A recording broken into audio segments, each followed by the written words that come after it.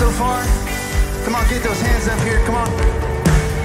And for those joining us online, thank you so much. We're gonna have some fun. We're gonna sing some songs, so come on and join us in worship. I'll praise in the valley, I'll praise on the mountain, I'll praise when I'm sure, I'll praise when I'm doubting, I'll praise when surrounded. Oh, 'cause praise is the waters my enemies drowning. As long as I'm breathing, I've got a reason to praise the Lord. Oh, my soul, praise the Lord. Oh, my soul, I'll praise when I feel it, and I'll praise when I don't. I'll praise 'cause I know you're still in control. My praise is a weapon. It's more than a sound, and it's more than a sound. My praise is a shout that brings Jericho down. Oh, come on, if you know, you sing. As long as I'm breathing, I've got a reason to praise the Lord. Oh, my soul, I'm gonna praise the Lord. Oh, my soul, oh, I won't be quiet. My God is alive. 'Cause how could I keep it inside? Praise the Lord. Oh, my soul. Hands up. That's it. Come on, we praise him 'cause he's sovereign. I'll praise 'cause you're sovereign. Praise 'cause you reign. Praise 'cause you rose and defeated the grave. I'll praise 'cause you're true. Praise 'cause there's nobody. Everybody sing. I'll praise 'cause you're sovereign. Praise 'cause you reign. Praise 'cause you rose and defeated the grave. I'll praise 'cause you're faithful. Praise 'cause you're true. Oh, come on, everybody singing praise. Praise the Lord, oh, my soul, 'cause I'm gonna praise the Lord. Oh, I'm gonna praise the Lord. Oh, my soul, I'm gonna. Oh, the Lord, oh, my soul, 'cause I won't be quiet. My God is alive. How could I keep it inside? No, I won't be quiet. My God is alive. How can I keep it inside? I won't be quiet. My God is alive. How can I keep it inside? So I'm gonna praise the Lord. Oh, my soul.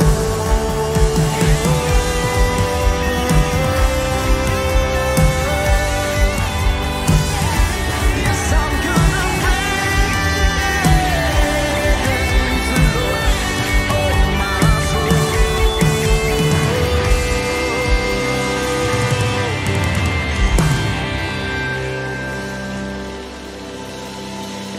All right, well, we're going to keep singing out to a God this morning who truly is worthy of all of our praise. He's the same God today that he's always been. He's holy forever. So you know how we sing this out. 1,000 generations falling down in worship to sing the song of ages to the Lamb. And all who've gone before us, and all who will believe, will sing the song of ages to the Lamb. Your name is the highest, your name is the greatest, your name stands above them all.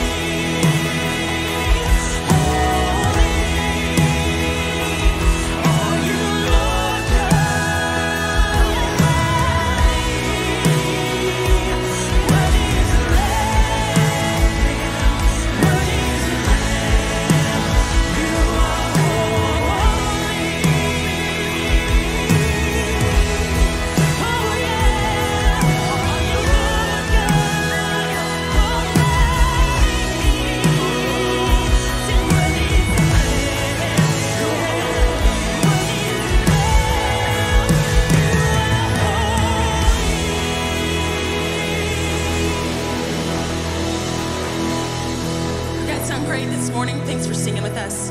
You can go ahead and have a seat.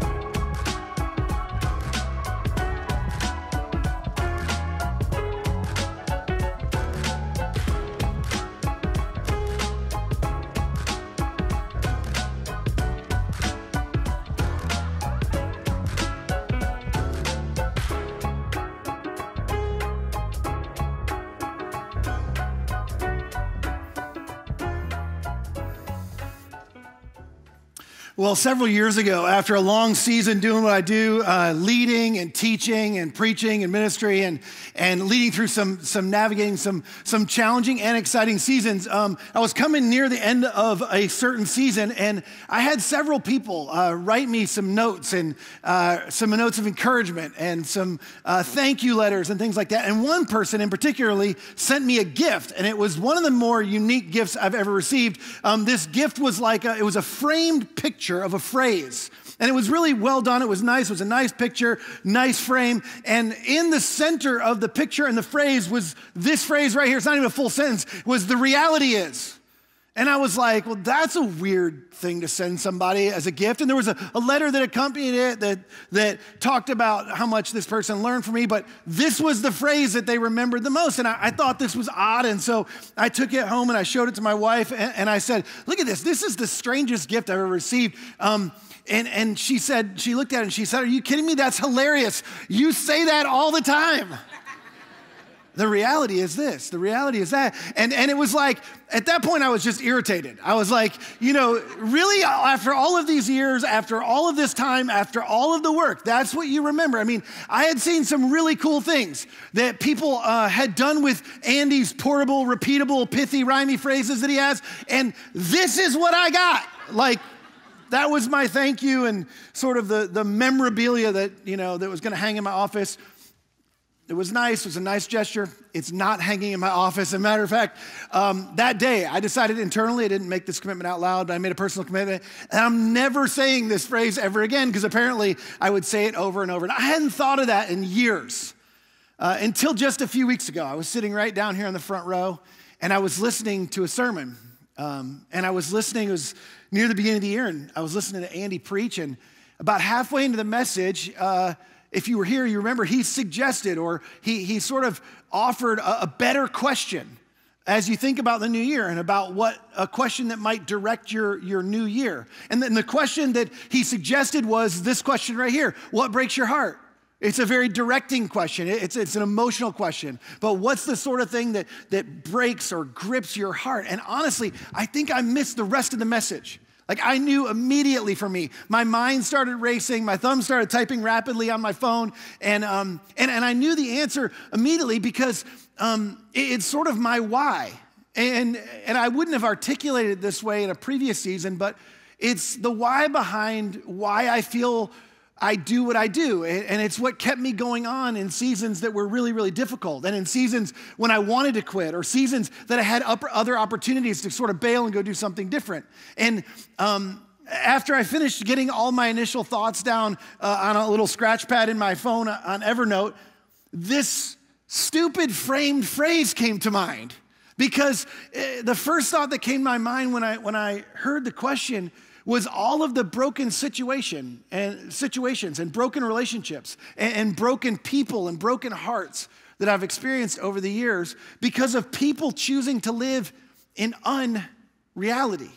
You've seen this. I know I'm not the only one. I've had a front row seat for a lot of circumstances that sort of come our way in terms of people that do what I do, but people that were making decisions and choosing to close their eyes to things. And you've seen this too. We've all seen unreal circumstances, decisions, and behaviors turn people's lives into an absolute dumpster fire. You've seen this, and it becomes an absolute mess. And you think, oh, I could have saved you. I could have helped you. I could have, if you'd only asked ahead of time. And so it's one of those things that causes me to continue to do what I do. And also in those situations, I find people are unbelievably confused. Like, how did I get here? How did this happen to me? Like, what was I thinking? And so here's the question I want to address in this series. I don't know that I'm going to fully answer it, but I'm going to do my best to address this question right here. And the question is, what is really going on?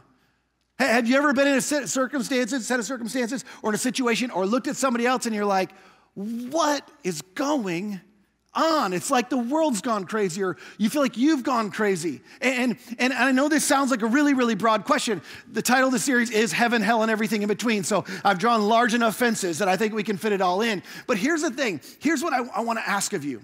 For some of you, and you're going to have your pushbacks, you're going to have your questions. In fact, we're going to kind of dive really deep pretty quickly here. Here's what I'm going to ask is, would you at least be thoughtful about this? For some of you, this is going to be some of the most important content, not my content or my message, but the content we're going to look at is some of the most important content you're ever going to consider. And that's all I'm asking of you.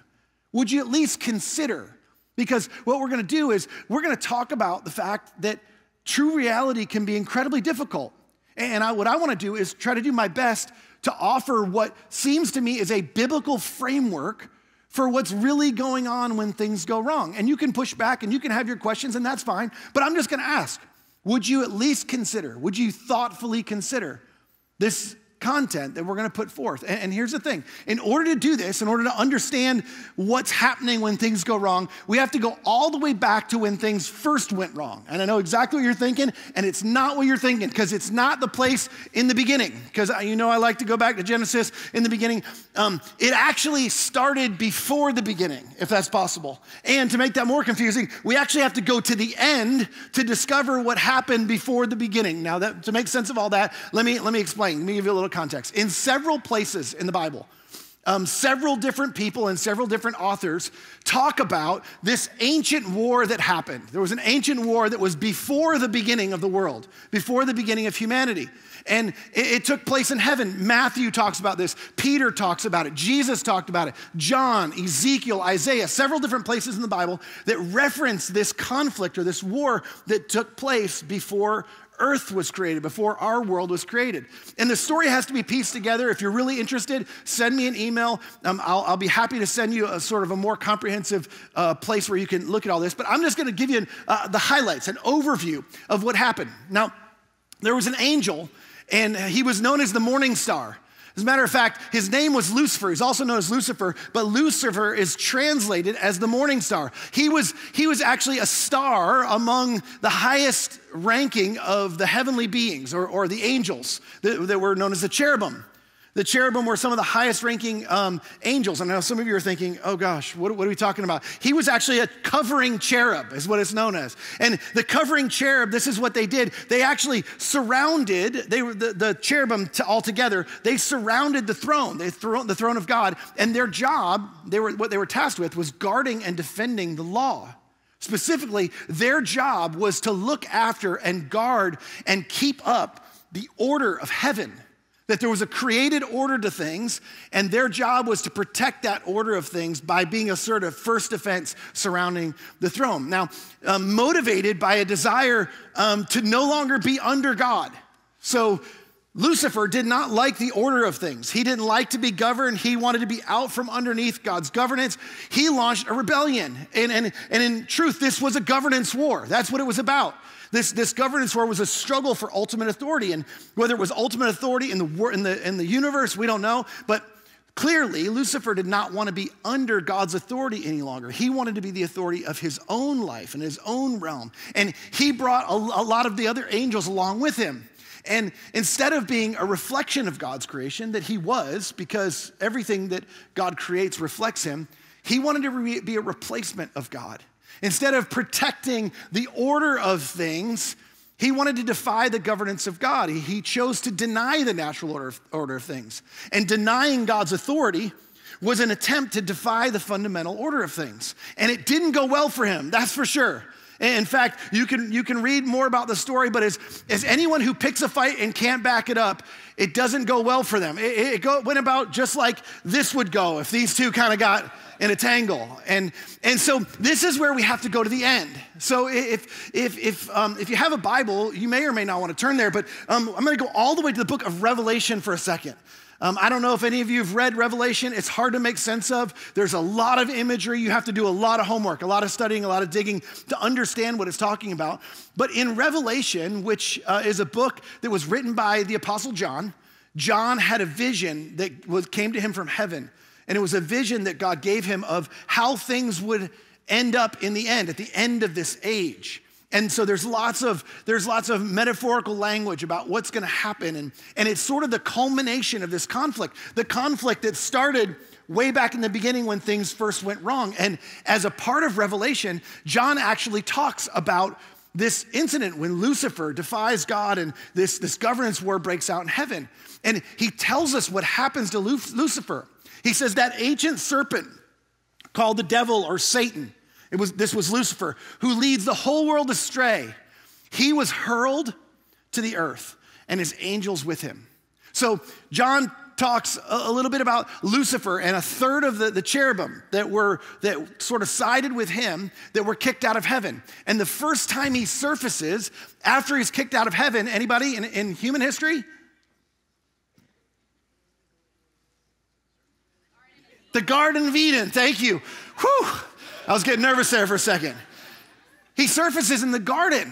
And this is another conflict for governance. Now just be thoughtful for a minute. Think about this. This is an attempt to defy the created order of things. What happened in the garden? God's original created order, it only had one rule in the beginning. There was only one thou shalt not. There was lots of things that man and woman were free to do. And there was one tree in the center of the garden God just said, hey, I want you to trust me. Don't eat of that tree. If you eat of that tree, you will surely die. So I want you to trust me. Don't touch that tree. Well, the sly serpent, Lucifer, he says to the woman, like, come on, like, did God really say you'll surely die? I mean, surely you won't die. I mean, if you eat, perhaps this is what God's afraid of. Perhaps you'll be like God. And in that temptation, it's the same appeal that caused Lucifer to rebel in the beginning. It was the desire for autonomy, for self-governance. And it was contrary to God's created order of things. And so the crafty creature, who was, more than any of us could handle and more than they could handle, he took what God created and what God taught, and he twisted it, and he perverted it, he counterfeits it. And he whispers the same thing to her that he whispers us. It's like, I mean, surely it's not gonna go that way for you. I mean, just do what you want. I'm sure it'll be fine. Like, you don't have to listen to him. You can do what you wanna do. And out of their own free will, the man and his wife, they ate of the tree, and they brought chaos into the world. Not just into the world, but into their world. They brought chaos into their relationship with each other. They brought chaos into their relationship with God. And so one of my questions immediately is, I mean, why in the world did God create humans with free will? I mean, it seems like that he should have eliminated that after the whole ordeal with Lucifer and the other cherubim. But here's the thing. Is to eliminate free will, is to eliminate the opportunity to choose things like love and to choose things like adventure. And God didn't create man as a programmed robot. God created you as people to enjoy and to enjoy his creation, to choose what you want to enjoy, to have some free will. And love requires free will, but that also brings some measure of unpredictability, which can be dangerous and it can be chaotic. And so that's where things in the beginning all went wrong. And the interesting thing is that's not that different than what we experience today. Some of you are thinking, okay, that's all really, really interesting. And some of you are thinking that's terribly boring. Your question is, okay, you said you're going to talk about what's really going on. And what does that have to do with what's really going on? And if you're serious about the question, the answer is absolutely everything. This is how the authors of the Bible depict our reality. This is when with all of that as a backdrop, this is how they depict reality. They said there's two forces. I'm going to unpack these. There's two forces, there's two realms, there's one reality. Two forces, two realms, and one reality. The two forces that exist in the world, the two forces are, excuse me, I got to go over here, are heaven and hell. They're the forces of heaven and hell. And I know for some of you that's a bit problematic. And some of you are thinking, I don't know what I think about heaven and hell, and are they actual places? And that's what we're talking about. I don't want you to get lost in that. Most of you believe in good and evil. You believe there's forces of good and evil in the world. And that's good enough for now. We'll come back to the rest. But equate those with heaven and hell. This is the way the scripture talks about it. There's two forces. There's forces of heaven. You can call that the force of good, and the forces of hell, the force of evil. And then there's not only two forces, there's two realms. And this is to simplify, the two realms are the seen realm and the unseen realm. Now, some of you are going, okay, like where are we in this? Are we in church? Like some of you think this is primitive, it's mystical, it's ancient Eastern. I just reserve judgment till the end. I just want you to consider for a minute.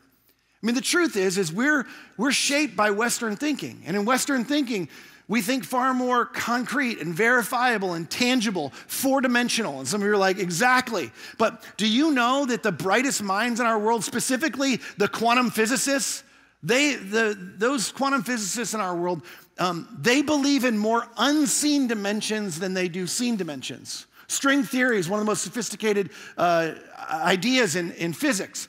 And string theory has discovered at least 10, if not more, dimensions in the world that have an impact on our world. And 7 or more of them are unseen. So even the brightest scientific minds in our world believe there's more going on than just what you see and what you determine or what you impact in life, that there are other things that impact our reality. Here's why this matters. It's because when it comes to our one reality, most people who believe in heaven and hell, believe that heaven and hell are in the unseen realm, like there's two realms, the unseen and the seen realm. They're in the unseen realm, and that everything else, our reality, everything else is in between. There's heaven and there's hell, and there's everything else that's in between. But that's not what the scriptures teach.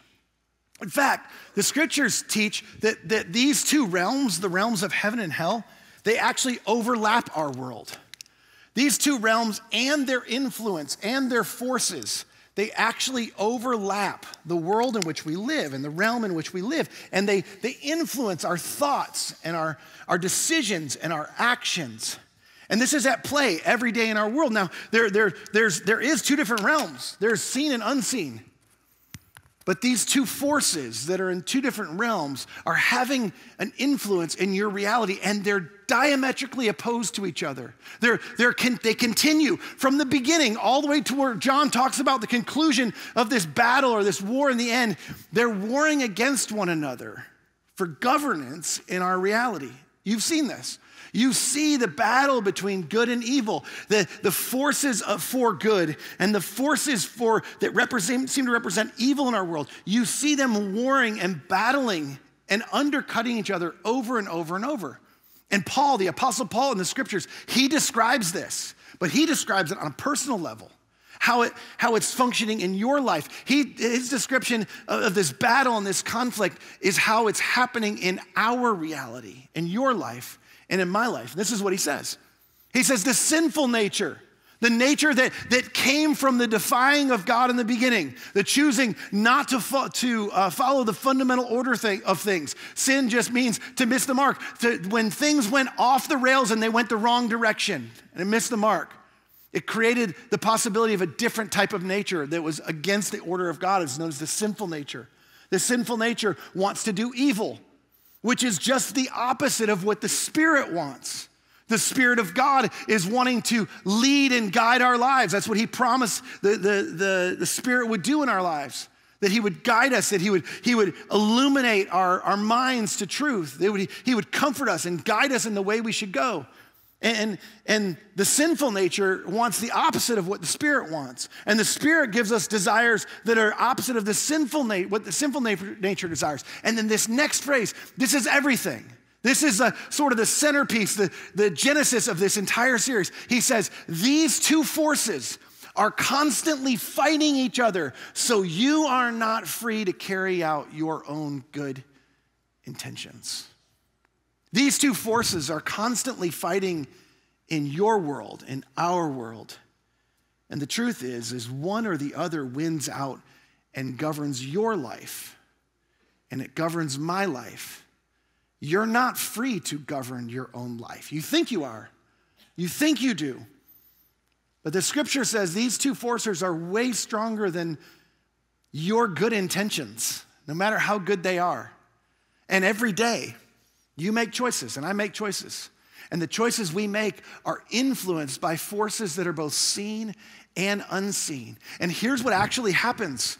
When we make decisions that are consistent with the order of heaven, what happens is we bring heaven down into our lives. We bring the order and the blessing and the things of heaven into our lives. And when we make decisions that are against the order of heaven, against the instructions of God, the way that we should go, the instructions God's given us, we pull hell up into our lives. And you've experienced this before. In fact, if you were to continue reading, we hear about some of these things that can come down into our lives, the blessing of heaven, the things that come down when we follow the order of heaven and we submit our lives to the governance of heaven and God's will for our lives. We experience things like love and joy and peace and patience and kindness and goodness and faithfulness and gentleness and self-control. These are all the things that are like, we aspire to be and we aspire to do. This is hashtag goals. And these are the people that you want to hire. These are the people that you hope your kids turn out to be. This is the type of person you want to work for. Yeah, I don't have to describe, I don't have to explain to you that these are the good things in life. And then the truth is this happens in a very significant way. The truth is some of us, we don't realize this, but heaven and hell exist in our world. I'm not used to three markers, by the way. Anybody like the different colors? Anybody with me on that? Clapping for the colors. Okay. I'm gonna have to mix up the colors more often. So there's heaven and there's hell, right? And this is what the scriptures teach. And these things exist. They coexist in the world. And you either reach up when we reach up towards the things of heaven. The truth is we actually bring down more the influence of heaven in our lives.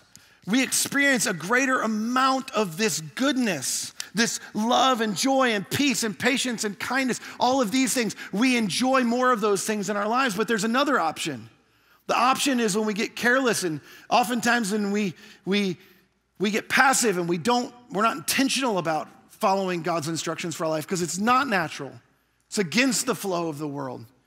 What we do is we pull hell up into our lives. And this is what that looks like. It looks like sexual immorality and impurity and idolatry and drunkenness and hatred and anger and jealousy and envy and greed and division.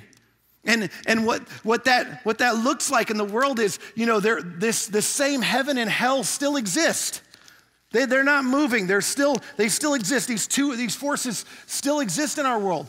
But instead of leaning towards and reaching towards the ideal that God has for us, that guides us towards, that we don't really realize it fully in this life, but what happens is we end up reaching down and aiming too low, and we end up pulling all sorts of hell up into our lives. And I don't have to convince you of this because you've experienced this. You've seen it. And here's the thing. The reality is, I'm going to say it. I'm coming back to it. The reality is you can't argue with this list. Come on.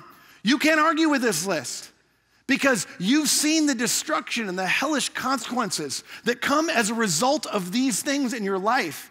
The allure of sex and money and possessions and retribution and ways to escape, those are powerful forces.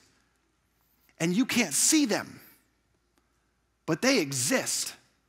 You know they exist because you've been overtaken by them. You've been governed by them. And this is what Jesus warns. There's someone behind this. You have an enemy that exists in this world, and he's come to steal and to kill and to destroy. But Jesus said, he came as a rabbi, as a teacher, to guide us in the way. He said, if you'll follow me and you'll follow my way, you'll choose to follow me and follow my way, I will lead you to a fullness of life, life to the full. A life that is beyond what you could ask or imagine. It's immeasurably more. And that's why he gives us so many instructions that we scratch our head at and sometimes we turn up our nose to, like flee sexual immorality. And then he talks about what that is and it's like, oh gosh, that's so old fashioned. Maybe. Or maybe it's for people who want to experience true intimacy. The way God designed for us to experience true intimacy. Because sexual immorality destroys intimacy.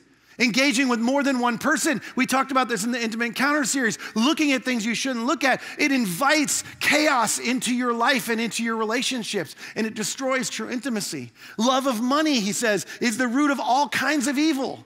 And it doesn't mean money's evil. Money's a tool. It can be used for good or it can be used for evil. And sometimes we get so focused on stuff that you own, but it ends up owning you, and you're still paying on it over and over and over, and it's controlling you. And now you need to work to pay for it. The borrower is slave to the lender, and the stuff that you once thought was going to make you happy and satisfy you, it now controls you, governs your life. He says, don't be mastered by anything. Don't let anything control your life, or don't let anything take control over your life. And if you need something to take the edge off, I'm not talking about something prescribed by a medical doctor, but if you need something, a vice to take the edge off or to function or just to get through, it's not long, and I'm not judging, it's not long before that gets out of control and becomes unmanageable. Some of you have experienced that. And it takes control of your life. It takes over. It governs your life. He tells us that what God has joined together, no one should separate. Do you not know that more than half of marriages end in divorce? It's a reality in life. Maybe. But we've all witnessed the hell that breaks loose in people's lives and in families. And families are divided and pulled apart. You've walked through it. You've walked through it with others. I've walked through it with several people. Here's what you need to know. This and lots of other things, these instructions are not meant to keep you from things. They're to lead you towards something. And these choices are fundamentally about governance and authority. Don't miss this. The question is, will you align your life to the created, intended, fundamental order of things? By following the instructions of the one who created them, who governs them, will you surrender out of the free will he gave you to allow him to govern your life? And if not, are you prepared for the hell that it's going to pull up into your life? Because make no mistake, there are two forces that are governing the world. One brings hell into our lives, and the other brings heaven and goodness into our lives. Are you ready for this? This is amazing. Jesus, when the word he used over and over when he taught about hell and he talked about hell was the word Gehenna. Gehenna was actually, he was using it metaphorically, it was actually a physical place just outside of the walls of Jerusalem. And do you know what was in Gehenna in this valley? A burning trash heap. I can't make this up, people. It is ironic.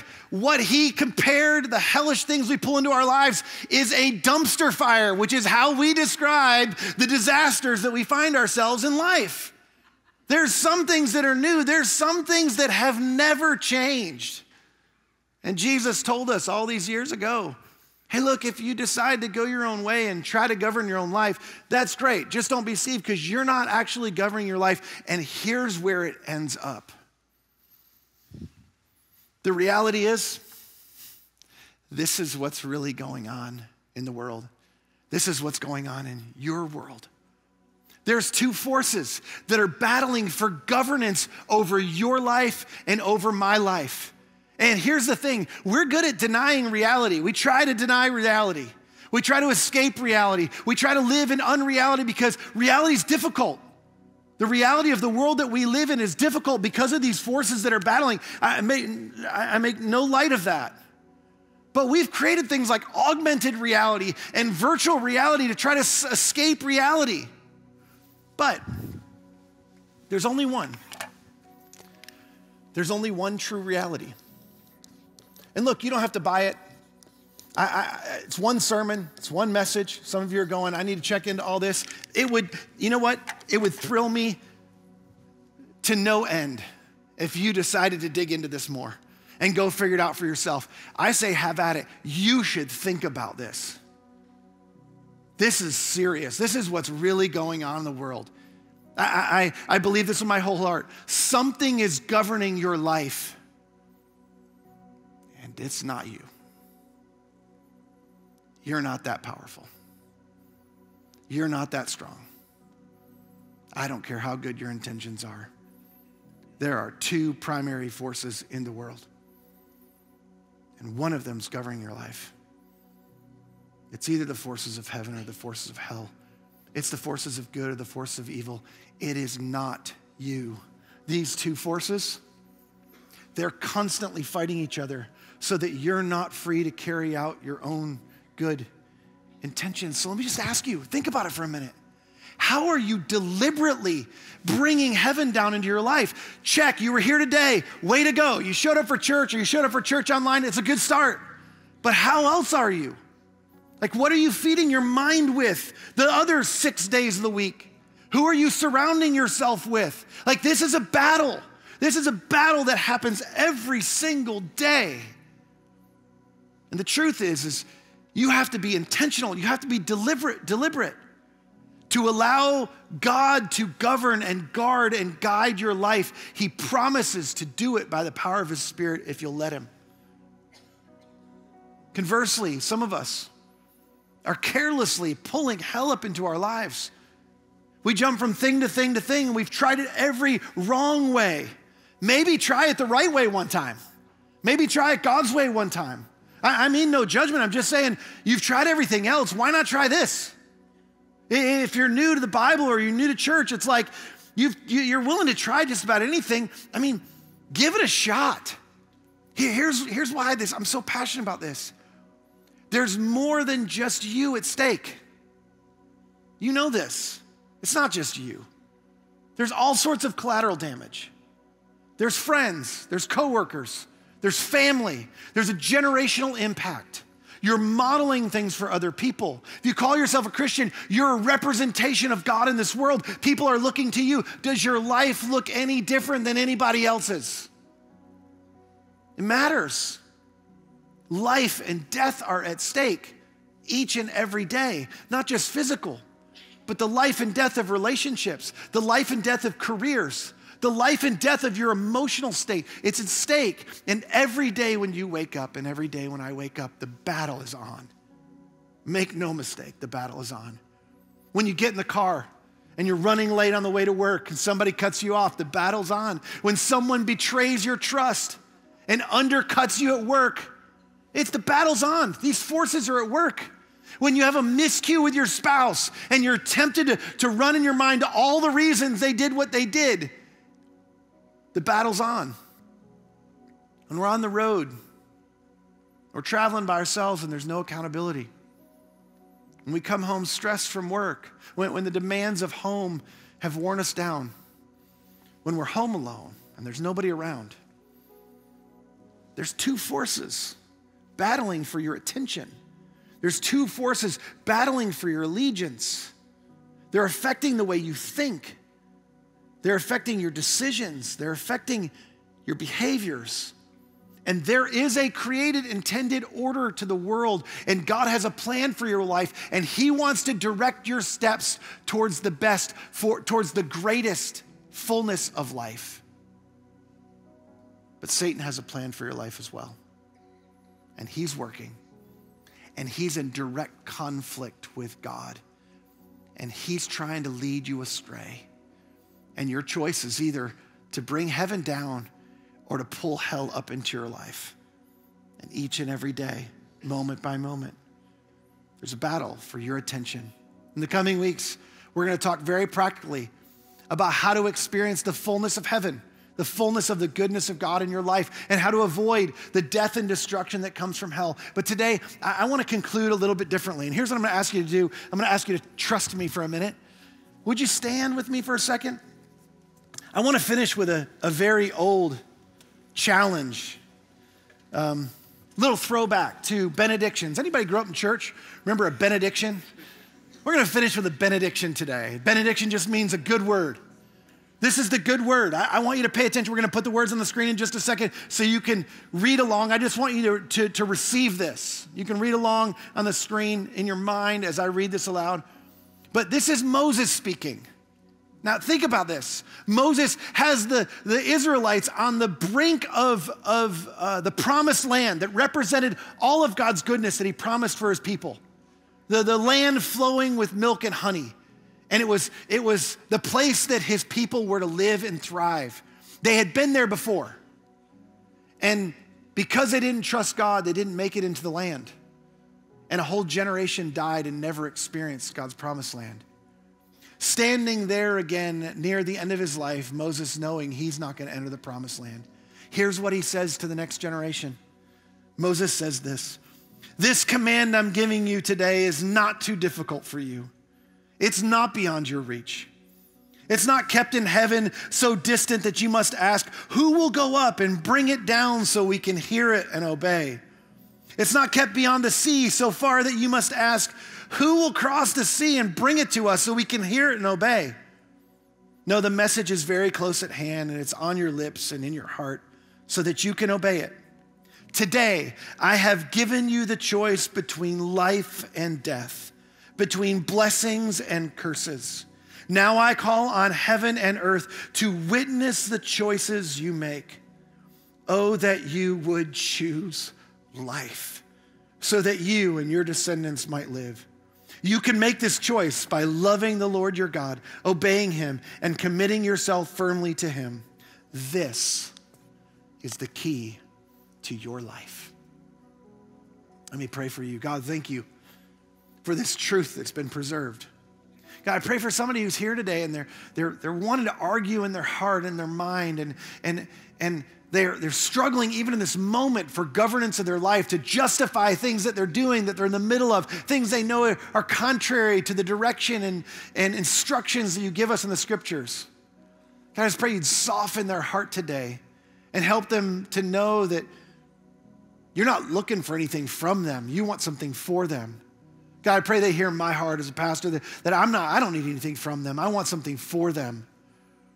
And the for them is what you promised. It's the same for them that you want for them, and it's life to the full.